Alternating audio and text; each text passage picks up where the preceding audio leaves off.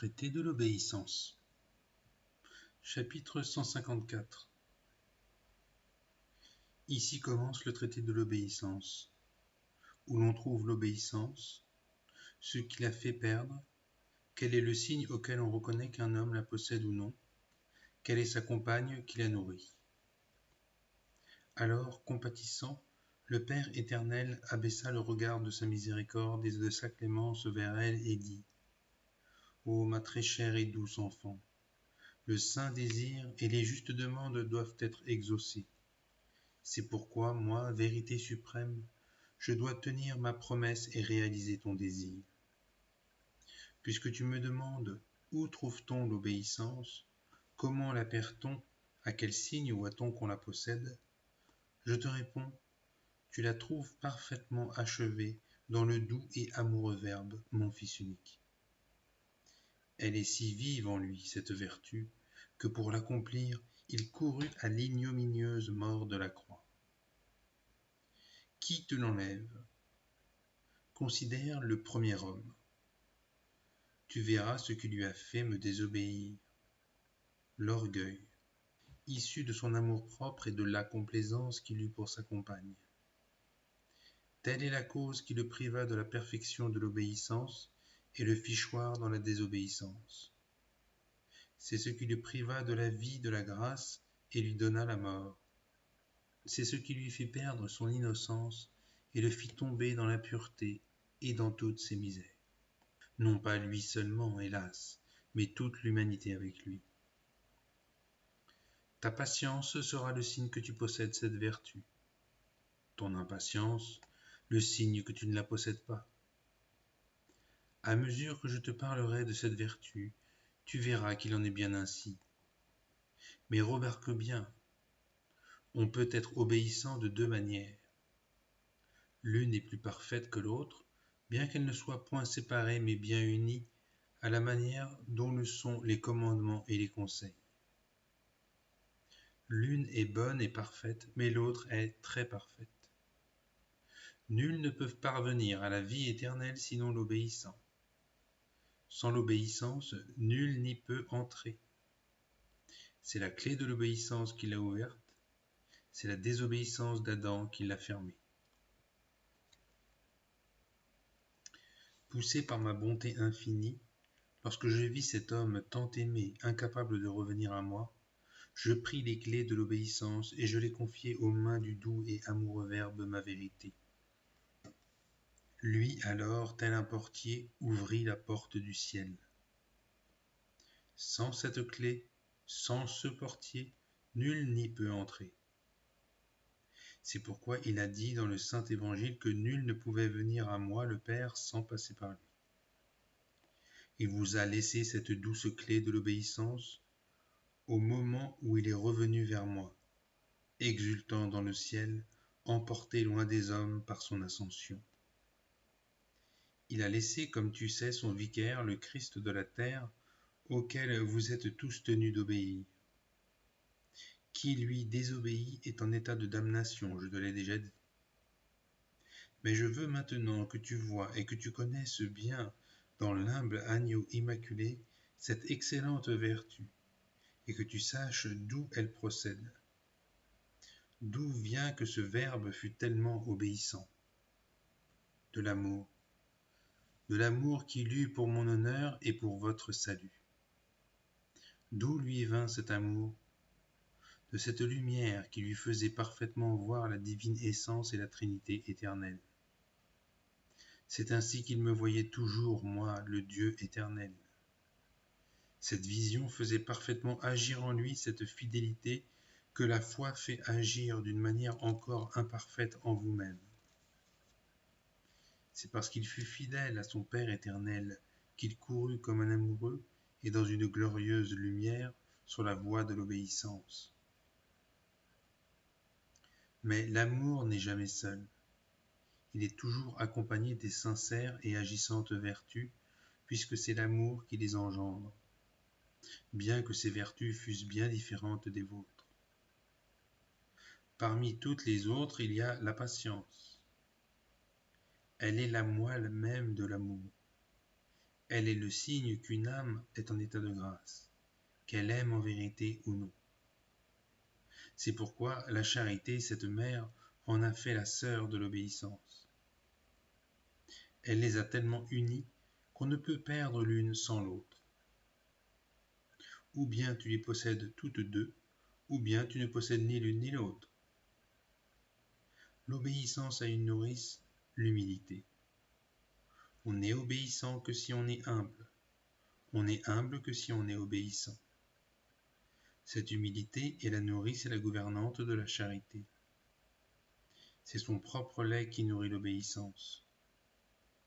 Le vêtement dont cette nourrice la couvre est le mépris qu'on a pour soi-même et le désir de se couvrir d'opprobre. C'est le désir de ne pas se plaire à soi-même, mais de me plaire. Où trouves-tu ce vêtement? Dans le doux Christ Jésus, mon Fils unique. Qui donc s'abaissa plus que lui?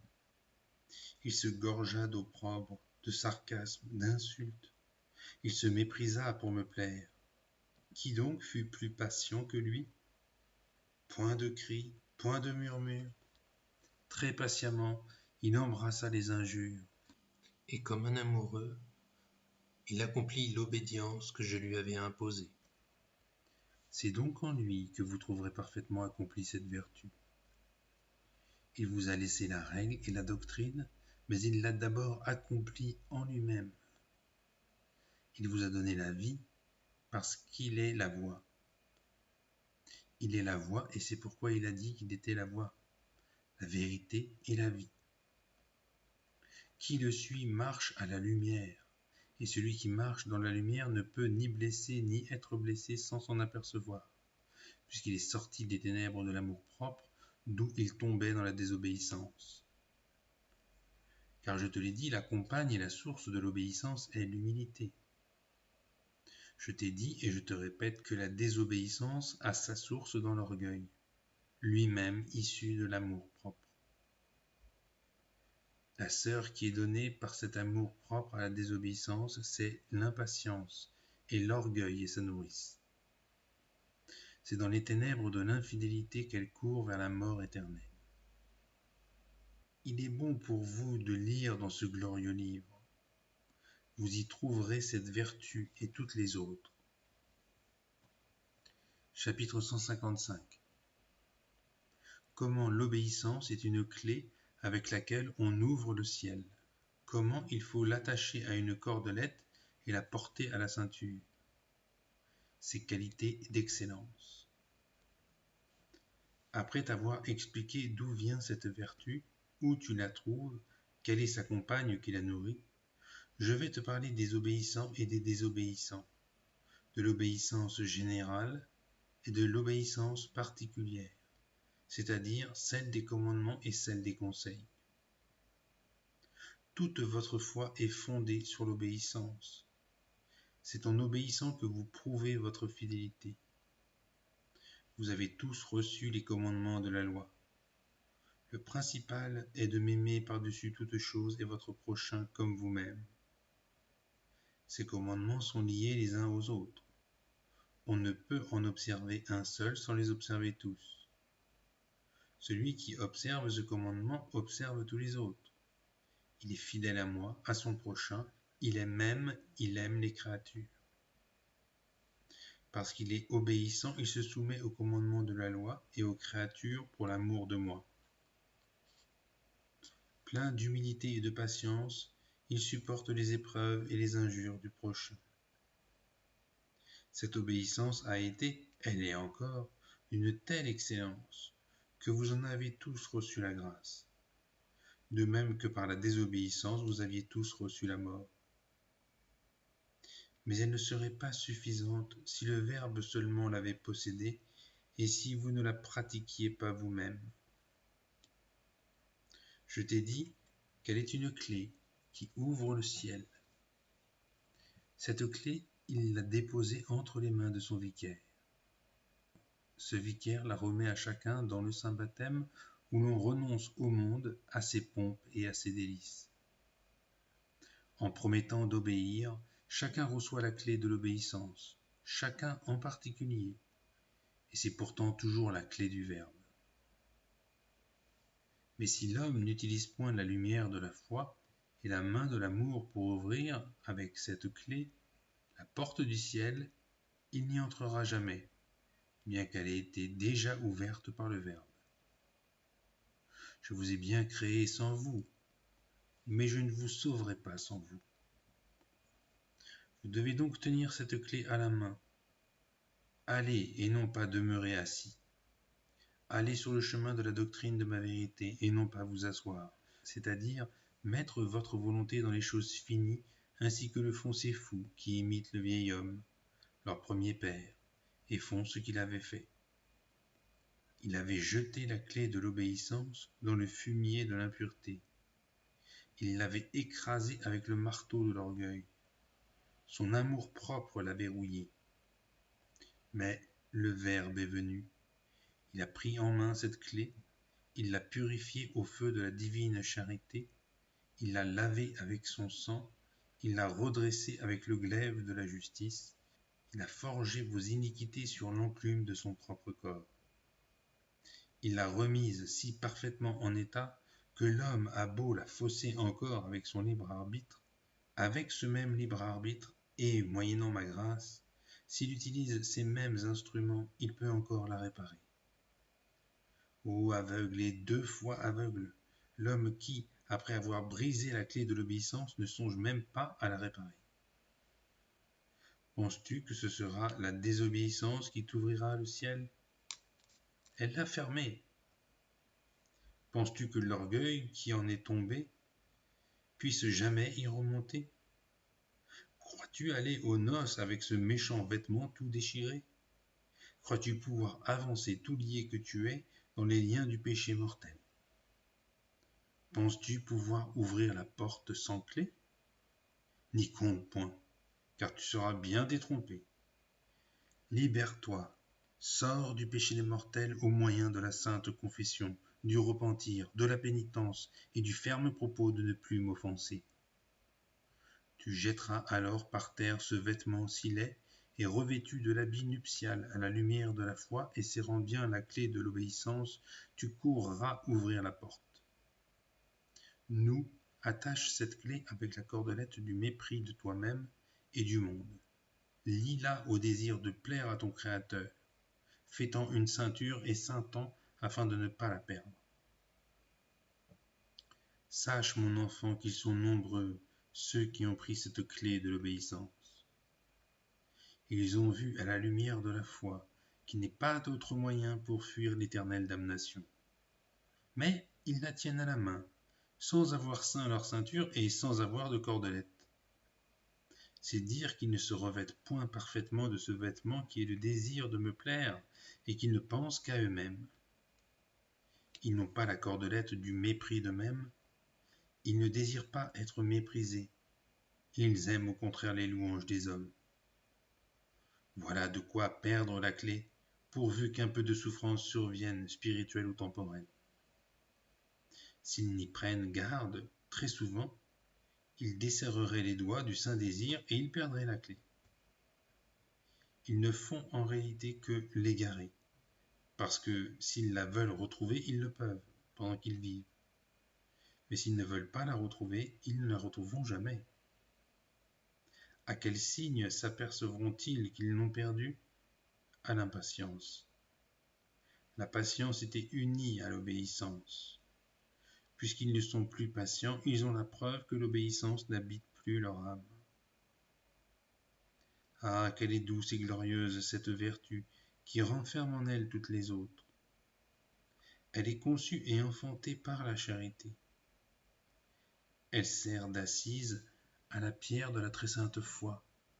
Elle est une reine. Celui qui l'épouse ne ressent aucune peine. Il est rempli de paix et de quiétude. La mer tempétueuse ne peut rien contre lui. Nul orage ne peut atteindre la moelle de son âme. Il n'éprouve aucune haine au moment des injures. Il veut obéir. Il sait qu'il est commandé d'obéir. Il n'a de paix que son appétit ne soit satisfait, parce que l'obéissance ne lui a fait ordonner tous ses désirs qu'en moi. Il sait que je suis seul à pouvoir et à savoir exaucer ses désirs. Il s'est dépouillé des biens de la terre. Ainsi, en toutes circonstances, et il serait trop long de les énumérer, il trouve paix et quiétude parce qu'il a pris cette reine pour épouse. Elle est sa clé. Ô obéissance qui navigue sans peine et qui, sans péril, parvient au havre du salut. Tu te conformes au Verbe, mon Fils unique. Tu montes dans la nef de la très sainte croix. Tu t'apprêtes à tout souffrir plutôt que d'enfreindre le commandement du Verbe et de t'écarter de sa doctrine. Tu t'en fais une table sur laquelle tu prends pour nourriture le salut des âmes en aimant ton prochain. Tu es ointe de la véritable humilité. C'est pourquoi tu ne convoites point les biens de ton prochain. Tu es droite et non point tortueuse. Tu fais le cœur loyal, car tu aimes généreusement ma créature, et non point faussement. Tu es une aurore qui entraîne avec elle la lumière de la divine grâce. Tu es un soleil qui réchauffe, puisque tu portes la chaleur de la charité. Tu fais germer la terre, puisque tous les instruments de l'âme et du corps font porter un fruit de vie pour soi-même et pour le prochain. Tu es suave, ton visage n'est point troublé par l'impatience. Il est agréable à cause de l'agréable patience, tout serein de sa fermeté. Tu es grande avec ta magnanime persévérance, si grande que tu touches le ciel et la terre. C'est pourquoi c'est elle qui ouvre le ciel. Tu es une perle cachée et méconnue, piétinée par le monde parce que tu te méprises toi-même et parce que tu te soumets aux créatures. Ta puissance est pourtant si grande que nul ne peut te dominer. Tu es sorti de la servitude de l'humaine sensualité qui t'enlevait toute ta dignité. Cette ennemie morte, grâce à la haine et au mépris de ton propre plaisir, tu as recouvré ta liberté. Chapitre 156. Ici, on parle à la fois de la misère des désobéissants et de l'excellence des obéissants. Je te le dis, mon enfant, voilà tout ce qu'a fait ma bonté et ma providence, car c'est ma providence qui a permis au Verbe de reforger la clé de l'obéissance. Hélas, les hommes n'agissent pas de même. Comme des animaux qui ont pris le mors aux dents, ils n'ont plus le mors de l'obéissance. Ils courent de mal en pire, de péché en péché, de misère en misère, de ténèbres en ténèbres et de mort en mort. Et voilà au bord de l'instant suprême. Le ver de la conscience ne cesse de les ronger. Certes, ils peuvent se soumettre de nouveau à l'obéissance. Ils peuvent de nouveau vouloir obéir au commandement de la loi, profiter du temps et s'affliger de leur ancienne désobéissance. Mais cela est malaisé à cause de leur longue habitude du péché. Que nul ne s'y fie donc, qu'ils n'attendent point le moment de la mort pour prendre la clé de l'obéissance, bien que chacun puisse et doive espérer. Mais qu'il ne s'y fie pas, que ce ne soit pas là une excuse pour tarder à se corriger. Quelle peut être la cause d'un si grand malheur, d'un aveuglement si grand qui les empêche de voir le trésor? Le nuage de l'amour-propre, le méprisable orgueil qui leur a fait quitter l'obéissance et les a plongés dans la désobéissance. N'étant plus obéissants, ils ne sont plus patients. Les voilà souffrant 1000 peines. Ils sont sortis de la voie de la vérité, ils suivent le chemin du mensonge, ils se sont faits les serviteurs et les amis des démons, et c'est avec leur maître démon qu'ils iront à l'éternel supplice, s'ils ne se corrigent pas. Alors que mes chers fils qui obéissent et observent la loi, jouiront et exulteront dans mon éternelle vision avec l'humble et immaculé agneau, auteur, observateur et donateur de la loi. Durant cette vie, s'ils observent la loi, ils goûtent la paix, et lors de leur vie bienheureuse, ils recevront et revêtiront de la paix, car là on rencontre la paix sans trouble, la richesse sans pauvreté, le rassasiement sans dégoût, la lumière sans les ténèbres, le bien suprême et infini et non point le fini, un bien auquel participent tous les bienheureux qui le dégustent. Qui leur a donné un pareil bien? Le sang de l'agneau, qui a pouvoir de débarrasser de sa rouille la clé de l'obéissance qui leur permet d'ouvrir la porte. C'est l'obéissance qui, grâce au sang, te l'a ouverte. Homme fou, homme stupide, qu'attendez-vous pour sortir de votre fumier? Comme le porc qui se vautre dans l'immondice, vous vous roulez dans votre luxure. Quittez l'injustice, les immondices, la haine, la rancœur, les calomnies, les murmures, les faux jugements, les cruautés envers votre prochain, le vol, la trahison, les plaisirs désordonnés. Rabattez votre orgueil.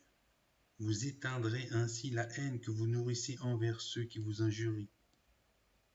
Comparez les injures que vous faites à moi et à votre prochain avec celles que vous essuyez vous-même.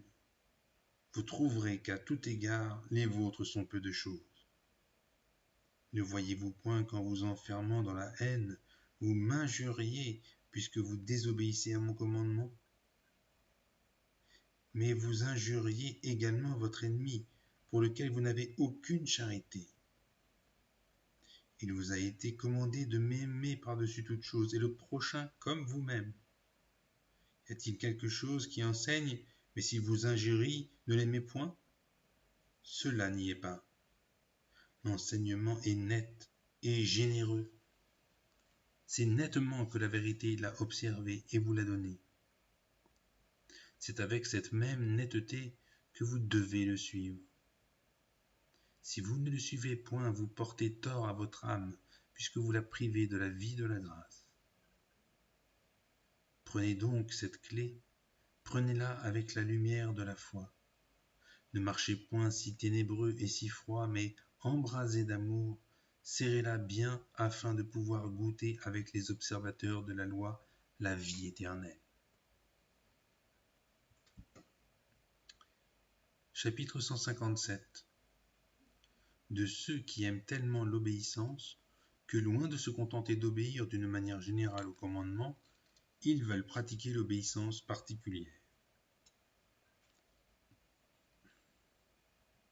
Il en est, mon enfant bien-aimé, qui sentent tellement croître en eux ce doux et amoureux feu d'amour pour l'obéissance, et cet amour ne va pas sans la haine de la sensualité, que leur haine et leur amour ne les laissent point se contenter de l'obéissance commune au commandement de la loi, mais qu'ils veulent observer aussi l'obéissance particulière, celle qui suit la grande perfection.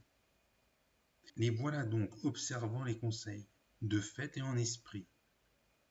Ils veulent, afin de mieux tuer leur volonté, se lier plus qu'aux, ou bien ils se lient au joug de l'obéissance en entrant en religion, ou bien ils se lient à quelque créature, lui soumettant leur volonté afin d'aller plus aisément au ciel. Ceux-là ont choisi la plus parfaite désobéissance. Je t'ai parlé de l'obéissance commune, mais puisque je sais que tu veux que je te parle de cette obéissance plus particulière et très parfaite, je vais t'en entretenir. Elle ne sort pas de la première cependant, elle est plus parfaite. Je t'ai déjà dit qu'elles sont tellement unies qu'on ne peut pas les séparer. Je t'ai dit où se trouve et d'où procède l'obéissance commune, et ce qui vous en prive. Je vais te parler de l'obéissance particulière en suivant le même ordre. Chapitre 158. Comment on parvient de l'obéissance commune à l'obéissance particulière, de l'excellence des ordres religieux. L'âme qui s'est amoureusement soumise au joug de l'obéissance, au commandement, en suivant la doctrine de ma vérité et en pratiquant la vertu, parviendra à la seconde, grâce à cette même lumière qui l'a déjà conduite à la première. C'est cette lumière de la très sainte foi qui lui fait connaître ma vérité, dans le sang de l'humble agneau, l'amour ineffable que j'ai pour elle et sa propre fragilité, qui est incapable d'y répondre aussi parfaitement qu'elle le devrait. Mais avec cette lumière, elle cherche le lieu et la manière de me rendre ce qui m'est dû, de fouler aux pieds sa propre faiblesse et de tuer sa propre volonté. Elle les trouve enfin. C'est la vie religieuse, œuvre du Saint-Esprit, offerte aux âmes qui veulent aller vers cette perfection et comparable à une nef qui les conduira au havre du salut. Le patron de cette nef est le Saint-Esprit. Rien ne peut prévaloir contre lui, quelles que soient les fautes commises par les religieux infidèles à leur ordre. Ces derniers ne peuvent rien contre cette nef. Ils ne portent tort qu'à eux-mêmes. Certes, celui qui en tient le gouvernail peut, par sa faute, la lancer dans la tempête. Mais ce sont là de mauvais pasteurs, de mauvais prélats. Elle est tellement aimable, cette nef, que la langue ne saurait le dire. Une fois que le feu de son désir s'est accru, que grâce à la sainte haine elle a trouvé le lieu à la lumière de la foi, l'âme pénètre dans cette nef. Elle y entre comme une morte, c'est-à-dire comme un véritable obéissant, si elle a observé l'obéissance commune. Si elle y entre imparfaite encore, elle peut cependant atteindre la perfection. Elle l'atteindra certainement si elle pratique la vertu d'obéissance. La majeure partie de ceux qui y entrent sont d'ailleurs imparfaits. Les uns y entrent poussés par l'élan de leur jeunesse, les autres par la crainte, ceux-ci poussés par un chagrin, ceux-là attirés par des promesses. L'important est qu'ils s'exercent ensuite dans la vertu et qu'ils persévèrent jusqu'à la mort. On ne les juge pas sur ce qui les a poussés à entrer, mais sur leur persévérance. Ils sont nombreux ceux qui ont débuté parfaitement et ont bientôt tourné la tête en arrière, ou qui sont demeurés dans leur ordre d'une manière bien imparfaite. Ainsi donc, on ne peut pas juger les motifs et les circonstances dans lesquelles ils sont entrés dans la nef. C'est moi qui les ai appelés de diverses manières, mais seulement la volonté qui les a fait persévérer dans l'obéissance. Cette nef est chargée de richesses. Que le religieux ne se soucie point de ce qu'il lui faut spirituellement ou temporellement. S'il est vraiment obéissant et soumis à sa règle, le Saint-Esprit, patron de la nef, pourvoira pour lui, ainsi que je te l'ai déjà dit en te parlant de ma providence. Mes serviteurs sont pauvres, mais non point misérables. Ils trouveront toujours le nécessaire. Ils l'ont montré et le montrent encore. Au temps où les ordres étaient florissants de vertu, de vraie pauvreté et de charité fraternelle, rien ne leur manqua jamais. Il arriva même qu'ils eussent plus que le nécessaire. Mais depuis qu'ils ont été empestés par cet amour-propre qui fait vivre chacun pour soi, et que l'obéissance est dédaignée, le nécessaire leur fait défaut. Plus ils possèdent, plus ils sont misérables. Il est bon que, même dans les plus petites choses, ils goûtent le fruit de la désobéissance. S'ils étaient obéissants, ils observeraient le vœu de pauvreté. Ils ne posséderaient rien en propre. Ils n'auraient point leurs appartements. Ils trouvent sur cette nef le trésor des saintes règles établi avec tant de sagesse et de lumière par ceux qui se sont fait les temples du Saint-Esprit. Regarde Benoît, avec quelle discrétion a-t-il su organiser son ordre.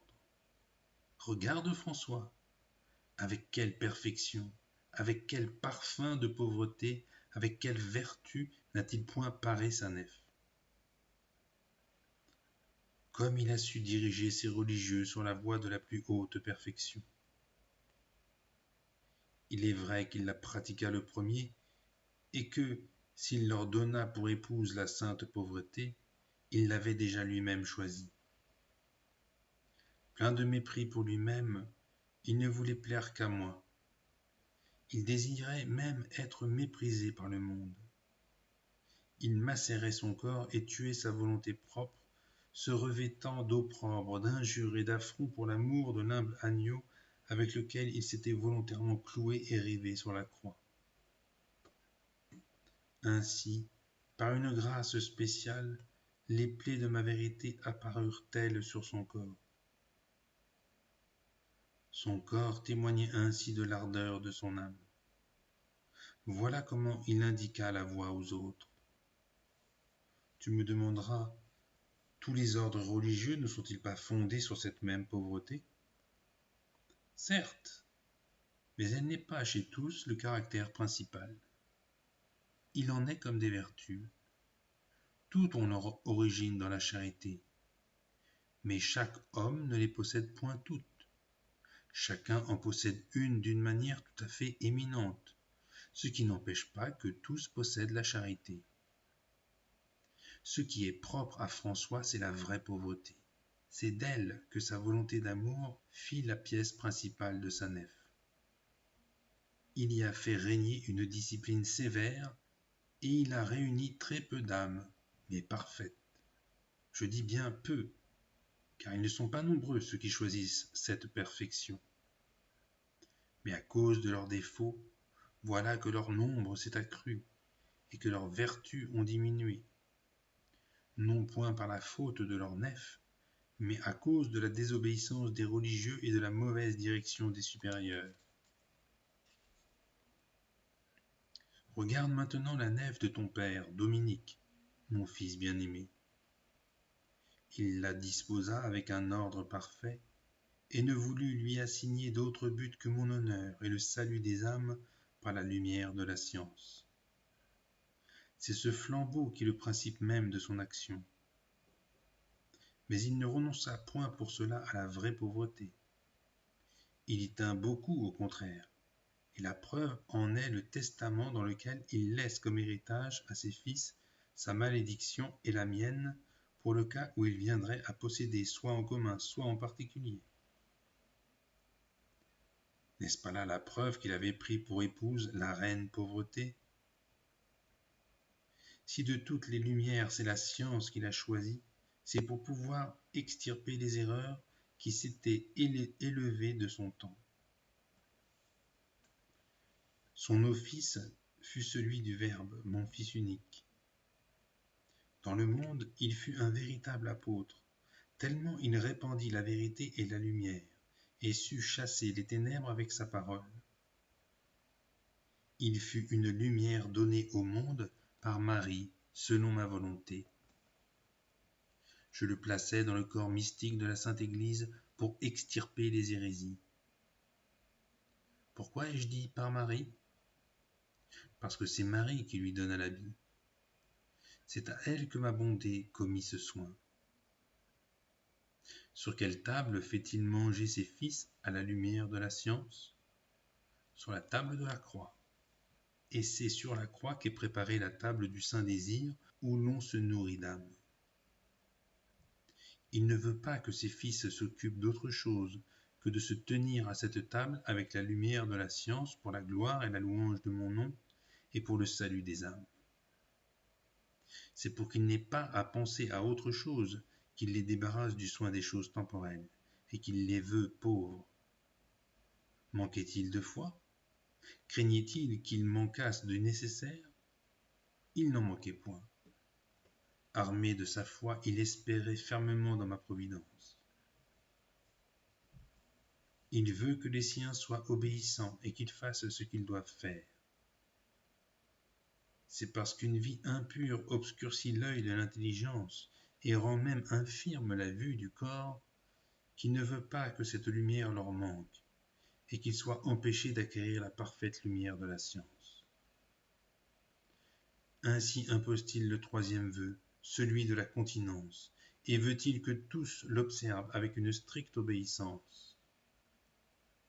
Il est vrai qu'aujourd'hui, ce vœu est mal observé, mais aussi la lumière de la science est-elle pervertie en ténèbres et s'ajoute-t-elle aux ténèbres de l'orgueil? Non pas que cette lumière soit obscurcie, c'est leur âme qui l'est. là où il y a orgueil, il ne peut y avoir obéissance. Je t'ai déjà dit qu'on était humble pour autant qu'on était obéissant, et obéissant pour autant qu'on était humble. En rompant le vœu d'obéissance, il est bien rare que l'on ne rompe pas en même temps celui de chasteté et de pauvreté. C'est pourquoi il grée sa nef avec ces 3 cordages, l'obéissance, la chasteté, la pauvreté. La discipline y est animée d'une souveraine liberté. Il n'a pas voulu qu'on y fût contraint sous peine de péché mortel. Éclairé par moi, vraie lumière, il pourvut à ceux qui étaient moins parfaits, car, bien que tous ceux qui suivent la règle soient parfaits, il n'en est pas moins vrai qu'en cette vie, on l'est toujours plus ou moins. Mais parfaits ou moins parfaits, ils sont tous à l'aise dans cette nef. Dominique se rapproche donc de ma vérité, qui ne veut pas la mort du pécheur, mais sa conversion et sa vie. Sa voix est toute large, toute joyeuse, parfumée, un véritable jardin de délices. Mais ces misérables, qui au lieu d'obéir aux règles les transgressent, ont rendu tout inculte et sauvage. La vertu n'y fait presque plus sentir ses parfums, et la lumière de la science n'est plus que très faible en ceux qui se nourrissent au sein de cet ordre. Je ne parle pas de l'ordre lui-même, il est, de par lui-même, toujours rempli de délices. Mais il n'est plus cette fleur de jadis, quand ses membres étaient si parfaits qu'ils rappelaient saint Paul. Si grande était leur lumière que les ténèbres de l'erreur n'étaient pas plutôt aperçues que leur soleil les dissipait. Regarde le glorieux Thomas, dont la si noble intelligence contemplait ma vérité, où il acquérait une lumière surnaturelle et une science infuse. Il l'acquit plutôt par la prière que par l'étude. Il fut la plus resplendissante lumière qui éclaira son ordre et le corps mystique de la Sainte Église, dissipant les ténèbres de l'hérésie. Regarde Pierre, vierge et martyr, qui de son sang illumina la nuit des hérésies. Il les avait tellement en horreur qu'il résolut d'y sacrifier sa vie. Pendant toute son existence, il n'eut souci que de prier, prêcher, de discuter avec les hérétiques, de confesser, d'annoncer la vérité et de répandre la foi sans aucune crainte. Il n'affirma point sa foi seulement au cours de sa vie, mais au moment même de sa mort. Comme il n'avait plus de souffle pour parler et point d'encre pour écrire, il trempa son doigt dans le sang qui s'échappait des blessures que venait de lui faire son assassin. Il n'a point de papier, ce glorieux martyr, et c'est pourquoi il écrit sur le sol « Je crois en Dieu ». Son cœur brûlait dans la fournaise de ma charité, c'est pourquoi il ne regardait pas derrière lui. Il savait qu'il devait mourir, puisque je le lui avais révélé. Mais tel un véritable chevalier, sans nulle crainte, il affronte le combat. Je pourrais t'en citer beaucoup d'autres qui, sans être martyrs, de fait, le furent en esprit comme saint Dominique. Que de bons ouvriers ce père a-t-il mis dans la vigne pour arracher les ronces des vices et y planter la vertu. En vérité, Dominique et François furent 2 colonnes de la Sainte Église. François avec sa pauvreté, Dominique avec sa science.